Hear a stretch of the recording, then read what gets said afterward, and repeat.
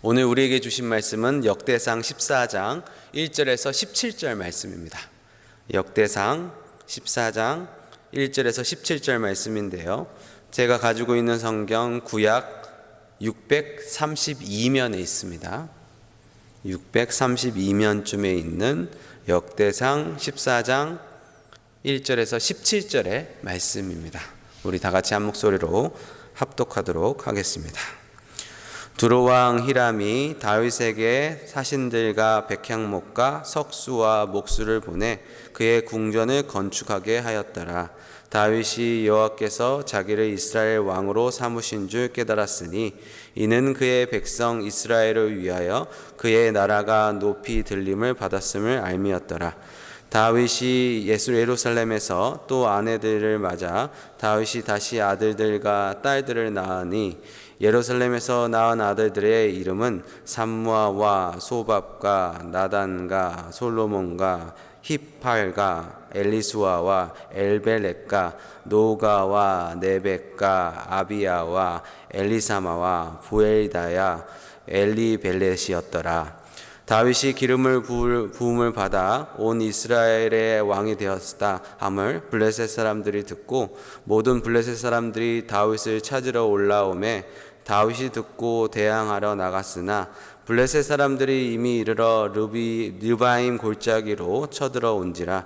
다윗이 하나님께 물어 이르되 내가 블레셋 사람들을 치러 올라가리이까 주께서 그들을 내 손에 넘기시겠나이까 하니 여호와께서 그에게 이르시되 올라가라 내가 그들을 내 손에 넘기리라 하신지라.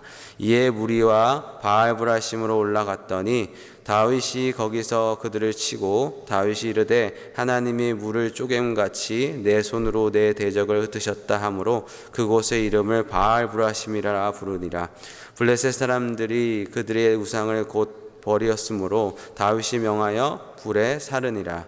블레셋 사람들이 다시 골짜기를 침범한지라. 다윗이 또 하나님께 묻자온데 하나님이 이르시되 마주 올라가지 말고 뒤로 돌아 뽕나무 숲을 맞은편에서 그들을 기습하되 뽕나무 꼭대기에서 걸음 걷는 소리가 들리거든 곧 나가서 싸우라. 너보다 하나님 앞서 나가서 블레셋 사람들의 군대를 치리라 하신지라.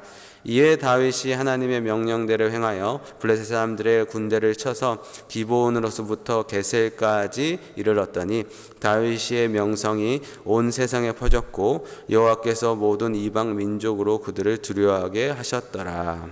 아멘.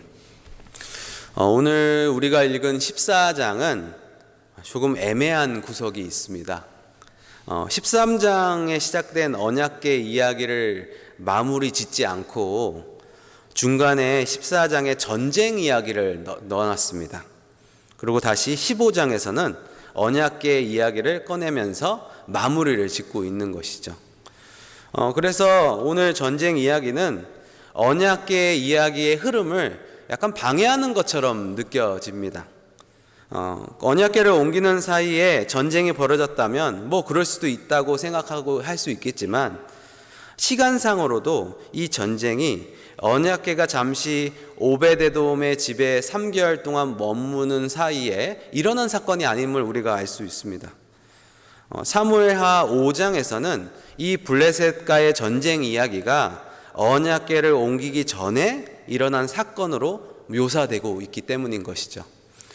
시간상으로 보자면 사무엘하에 나오는 시간의 흐름이 맞는 것 같이 보여집니다. 그러니까 순서대로 하면 이렇게 되는 것이죠. 다윗의 예루살렘 입성, 그리고 두 번째 블레셋과의 전투, 그리고 세 번째 전투에서 승리하여 뻗어나간 다윗의 명성, 그리고 네 번째 두로왕 히람이 호위와 지원을 해주는 내용이 나오고요. 그리고 다섯 번째 다윗 궁 건축, 그리고 여섯 번째 언약궤를 모셔옴. 이렇게 자연스럽게 시간상으로 되는 것이죠. 그런데 역대상에서는 이 흐름이 아주 뒤죽박죽 되어 있습니다.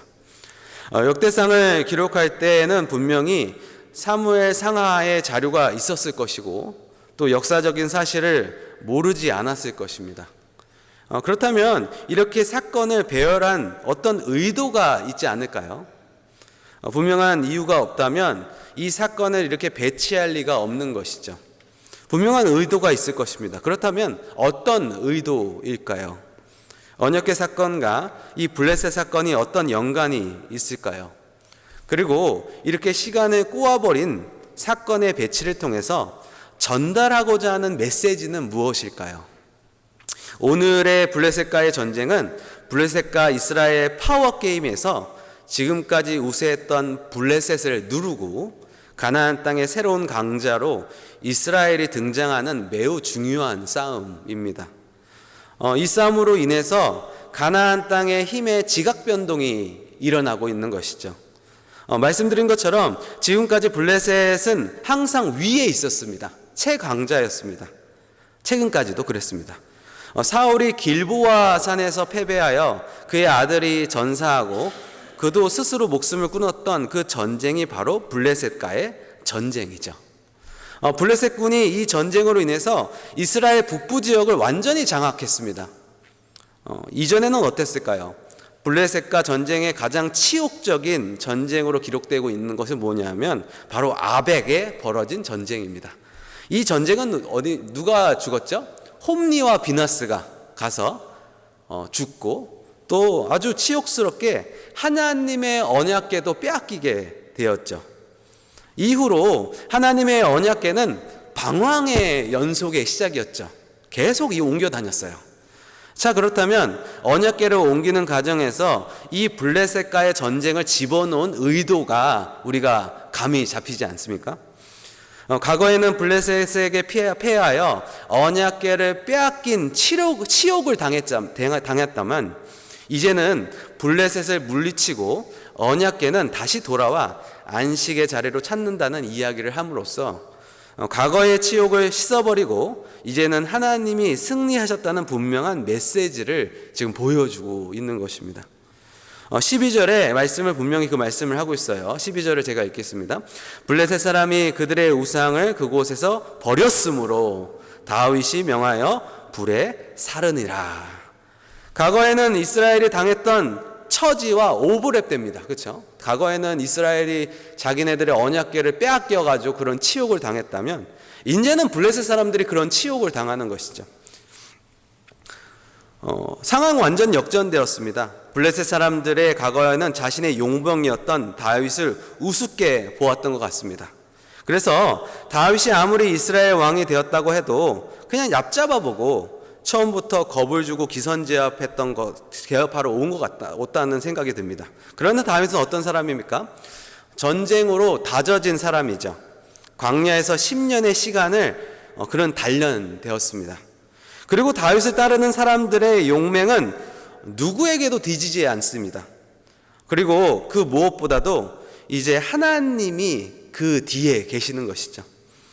다윗이 하나님께 물었을 때 10절에 내가 그들을 내 손에 넘기리라 라고 말씀하시죠. 그래서 다윗은 이끄는 그 군대가 블레셋을 어떻게 했다고 하죠? 11절에 물로 쪼갠 것 같이 흩었다 라고 표현을 쓰고 있는 것이죠. 그들은 혼비백산에 흩어져 모습을 보고 다윗은 그것의 지명을 바알브라심이라고 말하고 있습니다. 즉 뚫린 것들의 주라라는 뜻이죠. 그 땅의 이름을 정했다는 것이죠. 바로 이곳이 그들의 신이 박살났다는 것을 의미하고 있는 것입니다. 블레셋 사람들은 다시 한번 싸움을 걸어왔지만 이번에도 다윗이 하나님께 묻죠. 참 다윗에게 배울 점이 이건 것 같아요. 본인이 분명히 이길 수 있는데도 하나님께 물어보는 겁니다. 이렇게 할까요? 이렇게 할까요? 하나님께서는 디테일하게 이번에는 전략까지 짜주십니다. 블레셋 사람들의 기본으로부터 게세까지 몰아쳤다고 성경은 기록하고 있는 것이죠. 이 두 번의 전쟁으로 그동안 이스라엘을 그렇게 괴롭혔던 블레셋은 해변 쪽으로 완전히 물러나고 다시는 이스라엘을 못 넘게 되는 것입니다. 후에 이사야 선지자가 자신의 예언에서 이 전쟁에서 이사야 28장 21절에 보면 이 전쟁이 얼마나 대단했는지를 지금 기록하고 있는 것을 볼 수 있습니다. 여러분 혹시 시간이 되시면 집에 돌아가서 한번 보시면 될 것 같습니다. 그리고 이 전쟁의 큰 승리의 효과는 다른 곳에서 나타났습니다. 이 전쟁으로 인해서 다윗의 명성이 온 세상에 퍼졌고 모든 이방 민족이 다윗을 두려워하게 되었다고 성경은 기록하고 있는 것이죠. 이 전쟁으로 인해서 다윗의 나라는 가나안 땅의 새로운 강자로 부상하게 됩니다. 이제 아무도 감히 다윗의 나라를 넘볼 수 없게 된 것이죠. 그리고 이 통쾌한 승리로 인해서 과거에는 다윗이 블레셋의 용병 신세였습니다. 이제는 블레셋 사람들이 다윗의 용병이 됩니다. 사무엘하 15장에 이런 말씀이 있습니다. 모든 그렛 사람과 모든 블렛 사람과 및 왕을 따르는 가드에서 온 모든 가드 사람 600명이 왕 앞에 행진하니라. 그렛 사람들은 그레타 섬에 이주한 사람들이고 블렛 사람들은 블레셋 사람들입니다. 그리고 가드 사람들은 블레셋의 한 성읍입니다. 결국 많은 블레셋 사람들이 다윗의 개인 용병이 된 것이죠. 다윗의 밑에 들어오게 되었다는 것을 말하고 있는 것이죠. 다윗은 이렇게 블레셋의 전쟁에서 승리하고 언약궤를 빼앗긴 것에 대해서 서욕을 하며 주변 나라들을 두렵게 할 수 있었던 것은 하나님이 밀어주셨기 때문입니다. 2절에 이렇게 말하고 있죠. 2절을 한번 보시죠. 다윗이 여호와께서 자기를 이스라엘의 왕으로 삼으신 줄을 깨달았으니 이는 그의 백성 이스라엘을 위하여 그의 나라가 높이 들림을 받았음을 알미였더라. 17절에도 보시죠. 다윗의 명성이 온 세상에 펴졌고 여호와께서 모든 이방 민족으로 그를 두려워하게 하셨더라. 하나님께서 하셨다는 것을 고백하고 있는 것이죠. 하나님께서는 어떤 사람을 밀어주실까요? 저는 오늘 말씀에 해답이 있다고 생각합니다. 사무엘상 2장 20절을 보시면 이런 말씀이 있어요. 나 여호와가 말하노니 나를 존중히 여기는 자를 내가 존중히 여기고 나를 멸시하는 자를 내가 경멸하느니라. 이 말씀은 하나님의 사자가 홈니와 비나스의 아버지 엘리 제사장에 나타나서 한 말입니다. 홈니와 비나스는 왜 언약궤를 빼앗기고 전쟁터에서 죽음을 당했는지를 우리가 이 말씀을 통해서 알 수 있는 것이죠. 그들은 하나님을 멸시했습니다. 또 그 말씀은 하나님께서 왜 다윗을 밀어주셨는지를 우리가 알 수 있습니다. 다윗은 하나님을 존중했죠. 무슨 일을 앞두고 꼭 하나님께 여쭤보는 다윗의 태도를 우리가 볼 수 있습니다. 무슨 일을 하기 전에 하나님께 묻는 것, 하나님을 존중하는 것이죠. 홈니와 비나스는 그리고 다윗, 과연 하나님은 누구를 밀어주실까요? 언약궤를 빼앗긴 사람이 있는가 하면 언약궤를 찾아온 사람이 있는 것이죠. 하나님의 이름을 부끄럽게 만드는 사람이 있는가 반면 하나님의 이름을 명예롭게 만드는 사람이 있습니다.